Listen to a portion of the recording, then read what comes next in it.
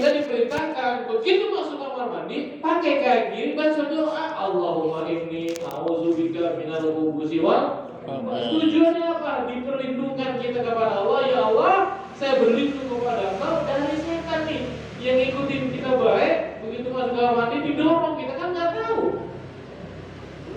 Dibikin licin, akhirnya kita kepleset kan nggak tahu. Makanya kita dianjurkan untuk baca doa minimal begitu kita kepleset, jatuhnya juga cuma jatuh dodok doang, nggak sampai terlentang, nggak sampai meninggal, nggak sampai stroke. Kenapa? Kita sudah berlindung kepada Allah.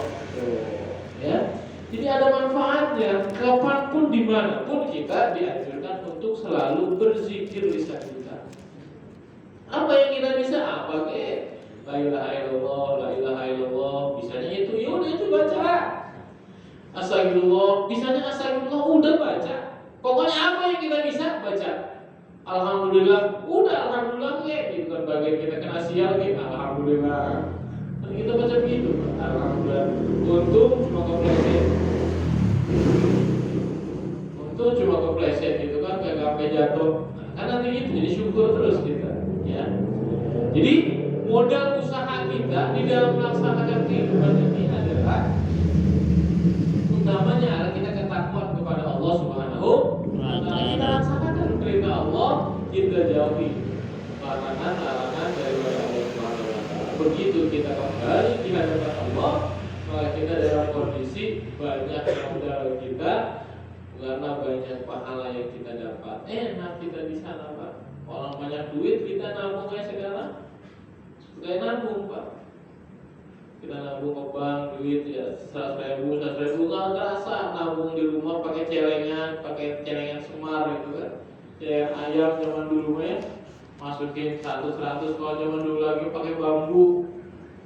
Jadi bambu dibuat celengan atau taruh di tempat tidur zaman dulu ya. Mau di mana kita duit kan? Dikit-dikit lama-lama banyak.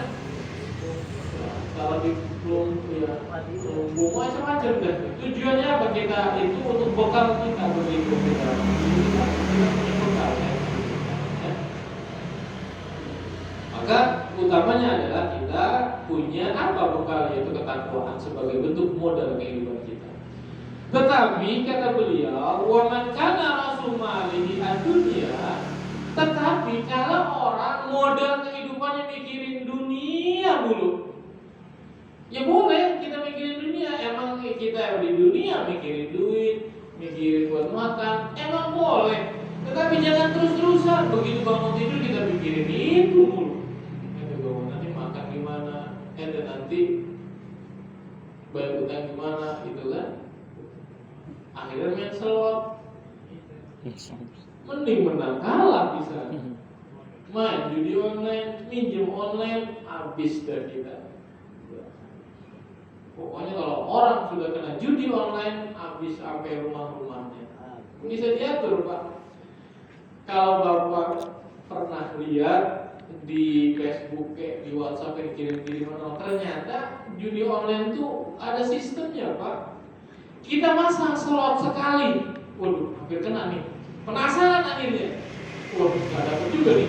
Ini hampir dapatnya kena. Terus kita akhirnya dapat sekali, dapat. Penasaran lagi, terus penasaran. Akhirnya apa? Begitu, Pak. Orang itu dikasih penasaran sampai kapan? Sampai betul-betul ludes, sampai kemudian kita minjem sampai online. Begitu orang yang rata-rata main slot judi itu. Jadi menang mas sekali, kalah mas 100 kali. Wajar sekali kita main judi, slot kayak begitu. Jadi makin atur, sudah kita nih ada 10 orang yang pasang nih. Nanti dikasih digilir gitu kan. Pokoknya ada, Pak, udah sistem itu kan sistem. Apa sih yang bisa diatur yang namanya sistem? Ya, rugi kita. Makanya di sini jelaskan bahwa siapa yang orang kehidupannya modalnya adalah dunia terus kalat al-sanu anwas birukroni ini, maka capek mulutnya, lisannya untuk menghitung kerugian dari agamanya. Tuh, kita dikasih umur 50 tahun, 60 tahun, 70 tahun, tetapi tidak menghantarkan kita bisa mengumpulkan pahala-pahala daripada Allah. Rugi kita. kapan kita kemudian nggak mau dekat sama Allah? Sampai kapan kita terus jauh daripada Allah? Orang ada masanya, ada waktunya. Kita sehat, ayo manfaatkan. Kalau udah sakit berat, apalagi kalau sudah meninggal dunia. Kadang-kadang kita berpikir begini, ya Allah, masalah banyak teman, utang nggak tuntas-tuntas, masalah datang terus, pengen rasanya mati, gitu. Ada orang berpikir begitu, Pak. Emang dipikir mati enak? Enggak, Pak. Justru jamaah sekalian yang dirahmati Allah Ta'ala, orang itu kalau sudah mati pengen hidup. Ya Allah, kalau Engkau berikan kesempatan aku hidup sekali lagi, apa yang akan dilakukan oleh orang? Dua paling tidak. Pertama, orang tersebut ketika sudah meninggal dunia, sudah mati, pengen hidup ngapain? Ya Allah, saya pengen sholat bangsa 2 rakaat. Tuh pengen sholat, Pak. Orang udah mati. Dia dipikir begitu mati selesai ngomong itu enggak. Ya. Yang kedua, kalau orang sudah mati, kemudian apa yang menjadi harapan cita-cita ketika kemudian dihidupkan kembali? Ya Allah, saya pengen hidup kembali ke dunia, saya pengen sedekah. Bangsa 1000 2000. Tuh, dua, Pak. Satu pengen sedekah, kedua pengen sholat. Kalau orang itu sudah wafat, sudah meninggal dunia. Jadi kita jangan berpikir kemudian ketika masalah datang, apapun itu masalah, kemudian kita berpikir, ya Allah capek banget, hidup rasanya udah usaha kemari, udah begini begitu banting tulang begini baik, hidup pengen rasanya mati enak. Enggak ada yang enak.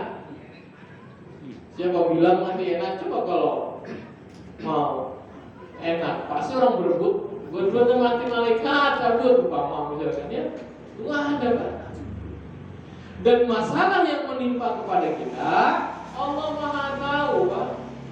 Maka dalam surah Al-Baqarah yang tadi kita baca, la yukallifullahu nafsan illa wus'aha. Allah tidak akan memberikan suatu permasalahan, tidak memberikan beban berat kepada manusia illa usaha, kecuali manusia kan bisa menyelesaikan masalahnya sendiri itu. Tinggal tunggu waktu aja.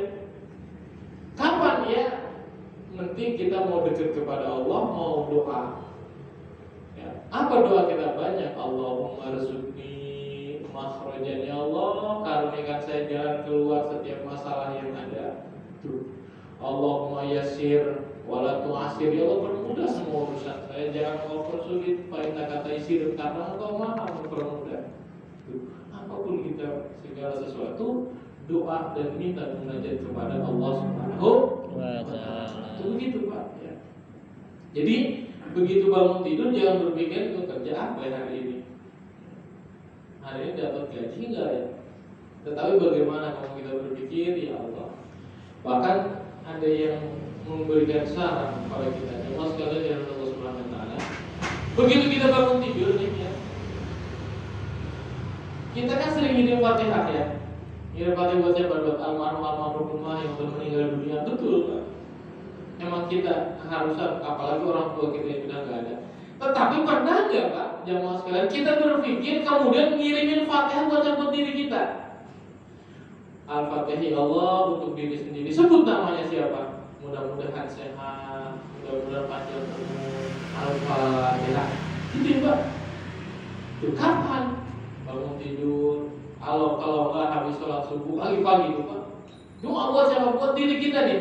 Khususon jasadi, khususon ruhi, buat jasad kita, buat ruh kita, biar sehat, biar kuat, urusan segala sesuatu dipermudah. Al-Fatihah buat kita sendiri, Pak. Kirimin Fatihah buat diri kita. Tujuannya apa?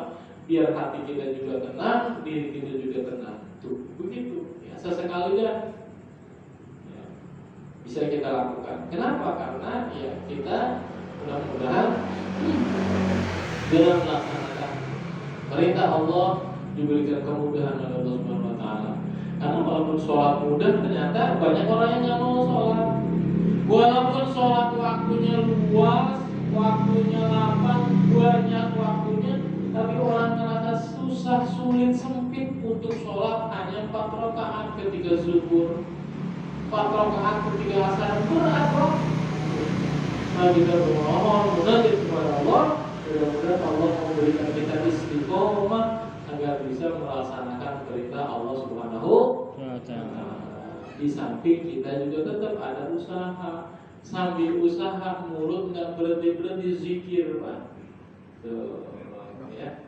Sehingga apa? Sehingga kita ada tambahan pahala untuk kita. Ya, mudah-mudahan bermanfaat. Adanallahu wa iyyakum. Assalamualaikum warahmatullahi wabarakatuh. Waalaikumsalam.